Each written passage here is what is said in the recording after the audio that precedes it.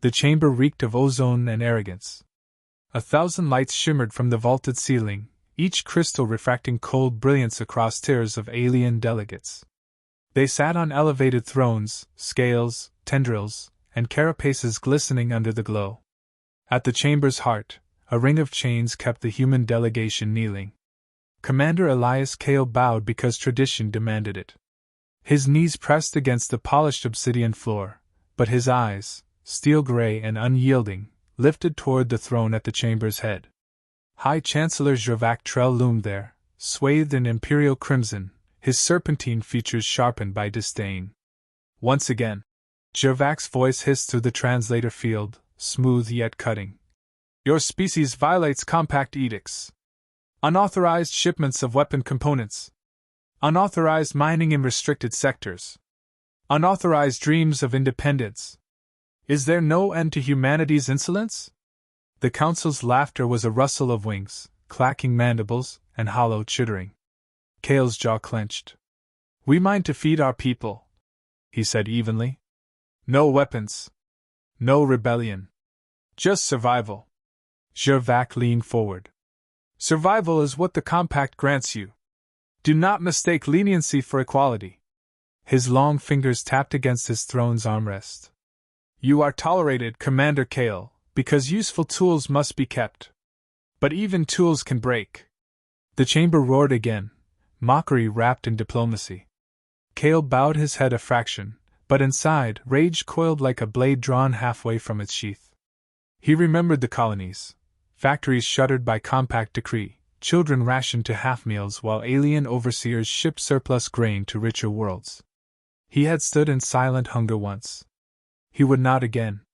A sharp tone cut through the chamber. An attendant approached Gervac and whispered. The Chancellor's lips curved into something between a smirk and a snarl. Ah, Gervac said, amplifying his voice for all to hear. News arrives fresh from the frontier. The colony of Erebos 4 has been pacified. Kale's breath stalled. Pacified? He asked. Indeed, Gervac replied. A nest of human agitators, pretending at independence. Our fleets dispersed them.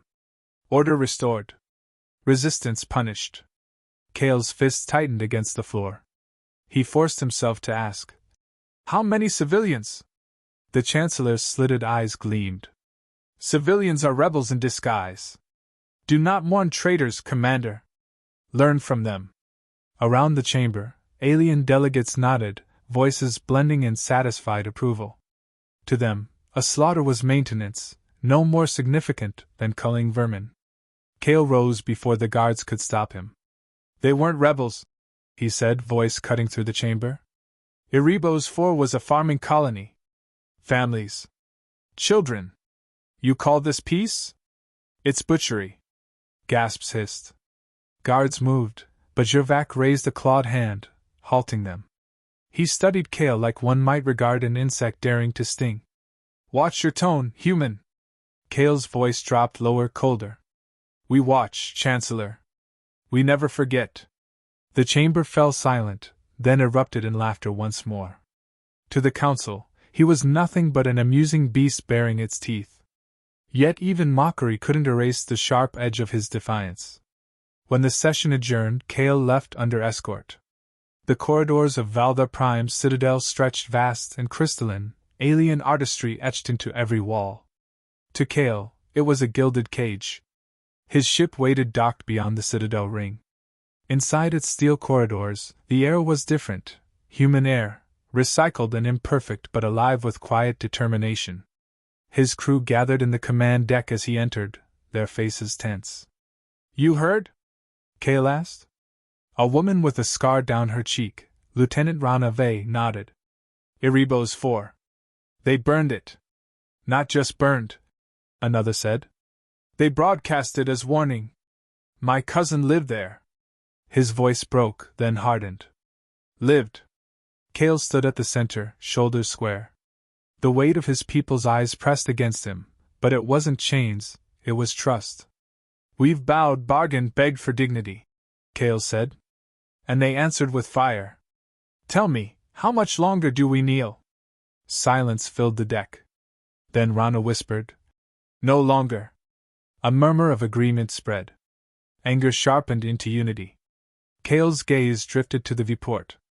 Earth shimmered in the distance, a fragile blue sphere caged by compact fleets stationed in orbit. He remembered children with hollow cheeks, mothers bartering for scraps, fathers beaten for questioning quotas. His voice was calm, deliberate. "They call us dangerous. They're right. And the day they feared is coming. Not tomorrow. Not someday. Now." The crew straightened, their fear eclipsed by something brighter, resolve. Kale stepped closer to the viewport, the planet reflected in his eyes. Chains pressed no longer against his knees, but against his soul. For the first time, he felt them strain. He whispered, almost to himself, "The galaxy will remember this day." And in the silence that followed, every human aboard felt the same truth settle deep within them: the compact had crossed the line. The leash was snapping. Word count \1000. The transmission chamber was dark except for the glow of a single console. Elias Kale stood before it, shoulders squared, eyes fixed on the holoscreen as the encrypted connection linked one colony after another. Faces blinked into existence: governors, militia captains, engineers, and farmers who now bore the weight of leadership. Their expressions varied from exhaustion to fury, but all carried the same shadow. Kale wasted no words. "Erebos 4 is gone. Civilians executed under the guise of pacification. The compact calls them rebels. I call them murdered." Murmurs filled the channel. Some cursed under their breath, others looked away, unable to meet his eyes. A gray-haired governor spoke first.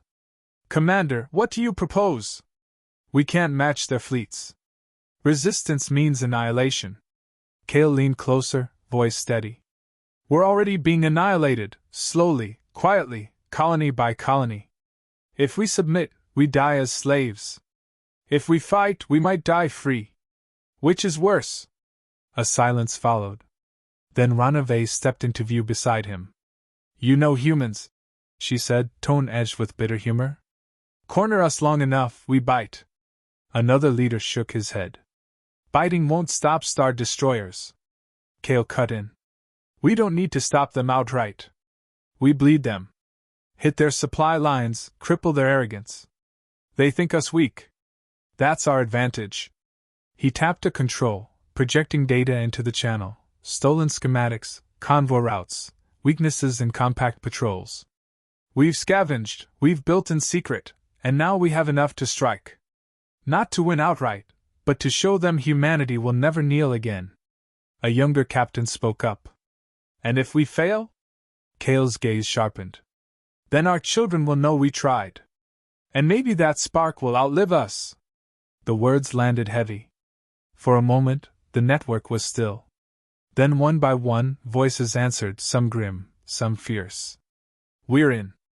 For Erebos 4. For Earth." Kale nodded once. "Then it begins." The Terran fleet was a patchwork of desperation and brilliance. Old freighters retrofitted with rail cannons. Mining vessels armored with scavenged plating. Fighters cobbled together from stolen compact parts. Nothing matched, nothing elegant, but every hull bore the stubborn mark of human hands refusing to give up. In the hangar of his flagship Resolute, Kale walked among crews working in a frenzy. Sparks showered from welding torches, engineers barked orders, pilots tested engines held together by prayers and ingenuity. The smell of oil and metal filled the air, raw and alive. "Commander," Rana called, handing him a datapad. "Convoy route confirmed. Supply ships bound for Valda Prime. Light escort." "Perfect," Kale said. "We strike fast, no warning. Take what we can, destroy the rest." Rana studied him. "You know once we do this, there's no going back." Kale's reply was quiet, resolute. "We crossed that line when they burned Erebos." The ambush unfolded in the silence of the void. Compact freighters drifted in formation, sleek hulls gleaming under distant starlight. Escorts flew lazy patterns, confident no threat lurked here. Kale stood on the command deck, gaze fixed on the tactical display. "Hold position," he ordered. The Terran fleet remained hidden among asteroid shadows, every pilot tense, engines barely humming. Seconds stretched into minutes. Then Kale gave the word. Strike! From the rocks, human ships erupted. Railguns thundered, missiles streaked through blackness, and the first compact freighter vanished in a bloom of fire. Panic rippled through the enemy formation. Escorts scrambled, shields flaring under sudden assault. Target their engines! Kale shouted. Strand them! On the viewscreen, Terran fighters darted like hornets, weaving between lumbering escorts, landing crippling blows. A freighter tried to jump but sputtered as Kale's gunners shredded its drive core. Another attempted to flee, only to be boarded by a ragtag strike team. Convoy collapsing, Rana reported. They weren't ready. They will be next time, Kale said grimly. Finish it. Minutes later, silence returned. Wreckage drifted where a supply line once flowed. The Terran fleet regrouped, battered but triumphant. A cheer erupted across comms. For the first time in generations, humans had drawn blood on their own terms. Kale allowed a thin smile. Send the signal. The broadcast crackled across compact space, hijacking channels, forcing itself into every station, every colony, every ship. Kale's face appeared, stern, unflinching. Behind him, the Terran flag hung, stitched from scraps yet burning with meaning. We are done kneeling, he said. The compact calls us rebels, savages, tools. They are wrong. We are human. We remember every chain, every rationed child, every world burned. And we will not forget Erebos 4. His voice cut sharper, words carrying the weight of centuries. They call us dangerous. Let them. Today, humanity snapped. Today, we rise. And no species will forget the day we chose freedom over silence. The transmission ended, leaving echoes that spread faster than fleets. In the council chamber, Gervac Trell listened to the broadcast in cold fury. His claws dug into the throne's arms, gouging deep grooves. Arrogant ape! He hissed. They dare challenge us? His advisors shifted uneasily. One, a frail insectoid scholar, clicked nervously. Chancellor, if humans resist openly, it may inspire others. The Valari miners, the Jernak serfs. Silence! Gervac roared. His voice shook the chamber. The humans are insects, nothing more. I will crush them myself and scatter their ashes to every star. But behind his rage simmered unease. Humanity had never struck so boldly. And worse, the broadcast carried not just defiance, but conviction. Others would hear it. Others might believe. Gervac's eyes narrowed. Summon the fleets. If the humans wish war, they will drown in it. Back aboard the Resolute, Kale watched the stars slide past the viewport. The fleet was alive with celebration, but he remained still. He knew the compact would respond with overwhelming force. Rana joined him, silent for a moment before speaking. We lit the fire. Kale nodded slowly. Now we see if it spreads. Word count \1000. The first compact fleet arrived at dawn over Sol. Kale watched from the Resolute's bridge as the enemy's ships bled into real space, one after another, sleek dreadnoughts, escort cruisers, squadrons of fighters, their hulls painted in the cold insignia of the Council. They moved with practiced precision, a tide of power meant to intimidate before it destroyed. A silence fell over the Terran fleet. Smaller ships, patched together and raw, drifted around Earth like fragile guardians. Kale felt the weight of every life behind those hulls pressing on him, but his voice carried without hesitation. They think they've come to crush us, he said. Instead, they've come to learn what it means when humans stop kneeling. The crew stiffened. Fear remained, but it was bound now to purpose. Signal the fleet, Kale ordered. We hold Sol. Hours before the confrontation, Kale had walked through the wreckage of Erebos 4. His boots crunched over blackened soil where farms once stood. He met survivors hiding among the ruins, hollow-eyed farmers, soot-streaked children, a mother clutching a scorched toy. They said we were rebels, she told him, voice shaking. My son was 7. Kale crouched, placing a hand on her shoulder. They'll answer for this. I swear it. Her gaze locked onto his, desperate but believing. Don't let them forget us. He carried her words like iron into battle. Back on the Resolute, alarms flared as the compact fleet advanced.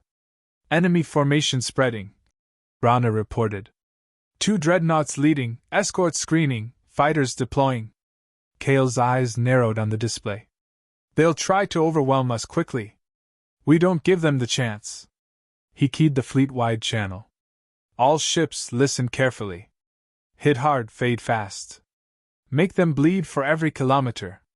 We don't match their firepower, so we use our brains. Turn every scrap into a weapon. Make them pay attention to us. Responses crackled back, grim affirmations from every corner of the ragtag fleet. Launch fighters, Kale ordered. The first clash was sudden and brutal. Compact fighters swarmed like steel locusts, their formation tight, discipline absolute. Human craft, cobbled together from a dozen worlds, met them head-on. On the bridge, Kale tracked their movements. Squadron 3, break formation. Lure them toward the asteroid field. Use the terrain. The screen flared as explosions lit the void. Terran pilots weaved through the chaos, reckless but effective, baiting the enemy into debris fields where compact order fractured. Convoy raiders are holding the flank, Rana said. They're hitting above their weight. Good, Kale replied. Keep them moving. Never let the enemy set the rhythm. Then the dreadnoughts opened fire. Columns of plasma carved through space, shearing a human cruiser in half. Debris scattered, bodies lost to the void. Kale forced himself to look, to remember every name later. Return fire, he snapped. The Resolute's cannons roared, joined by a dozen other ships. Their strikes couldn't pierce dreadnought shields outright, but they forced the giants to adjust, slowing their advance. Target their sensor arrays, Kale ordered. Blind them. Make them shoot in the dark. Guided rounds slammed into a dreadnought's flank. Sparks rippled across its hull. Its formation wavered just enough for Terran fighters to dive in and exploit the gap. Cheers broke across comms as the massive ship's shields faltered. It wasn't destroyed, but for the first time, compact armor cracked under human ingenuity. In the compact flagship, Jervac Trell seethed. Pathetic rabble, he snarled, watching human ships dart through his fleet like fireflies. Why are they still standing? An officer bowed low. Chancellor, they are unpredictable. They fight without pattern. Jervac's claws dug into the railing. Then crush them all. Burn Earth to cinders if you must. But beneath his rage festered doubt. The humans should have broken already. Instead, they fought with a ferocity the compact hadn't seen in centuries. Back in the battle, Kale's fleet reeled under mounting pressure. More human ships were lost, torn apart in bright blossoms of fire. Yet for every one that fell, another struck back harder. Shields at 30%, Rana reported. Sweat glistened on her brow, but her voice remained firm. Kale's jaw tightened. Divert power to weapons. If we go down fighting. The Resolute surged forward, leading a desperate charge. Human ships followed, slamming into the compact line. Cannons roared, missiles shrieked, and boarding pods latched onto enemy hulls with reckless courage. Commander, incoming transmission, Rana said suddenly. Patch it through. The bridge lights dimmed as Jervac's image filled the screen. His eyes burned with contempt. You are outmatched, human, he hissed. Surrender your fleet, and perhaps I will spare what remains of your people. Kale stepped forward, his face illuminated by the fires of battle. Surrender? After Erebos? After centuries of chains? No, Chancellor. We may burn today, but we will burn brighter than your empire ever dared. Jervac's lips curled into a snarl. Then you will burn alone. The transmission cut, and the void erupted in renewed fury. The climax raged for hours. Compact ships pressed harder, yet humans fought with a defiance that turned every wreck into a weapon, every death into resistance. By the time the battle waned, Sol still stood. Earth remained unbroken, its defenses scarred but alive. The compact retreated at last, their fleets bloodied and humiliated. The void was littered with debris, half of it human, half alien, but the Terran banner still flew over the surviving fleet. On the Resolute's bridge, silence fell as the last enemy's signature faded. Exhausted crews leaned against consoles, faces streaked with sweat and smoke. Rana exhaled. We held, Elias. Against everything they threw at us, we held. Cale's gaze lingered on Earth through the viewport, blue and fragile yet still free. His voice was quiet, certain. They thought we were weak. They thought we would break. Now the galaxy knows different. In the far reaches of space, whispers spread, whispers of humans who defied the compact, who fought giants with scraps and willpower, who refused to die quietly. Other species heard, and some wondered if they too could rise. And in the quiet of his ship, Elias Kale vowed that humanity's fight had only begun. The day we snapped, he murmured, was only the beginning. Word count \1000.